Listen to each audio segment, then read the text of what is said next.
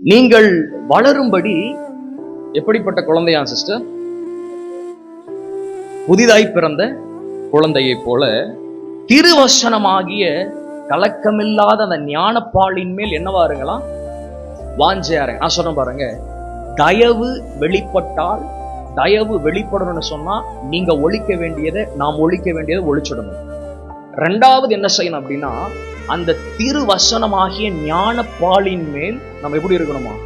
வாஞ்சையாக இருக்கணும். போன வாரம் பிரசங்க முன்னாடி வர கேட்டிருப்பீங்க, அந்த வசனத்தை குறித்ததான ஆழம், அந்த வேத வார்த்தையோடு இருக்கிற ஒரு கனெக்ஷன். நான் சொல்றேங்க, ஒரே ஒரு பெரிய தயவுக்கான பெரிய ஆசீர்வாதம் என்ன தெரியுமா?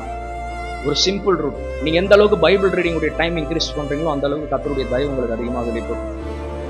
Simple root. 5 நிமிஷம் தான் பாஸ்டர் என்னால பைபிள் படிக்க முடியும். கர்த்தருடைய தயவு 5 நிமிஷம் தான் கூட இருக்கு.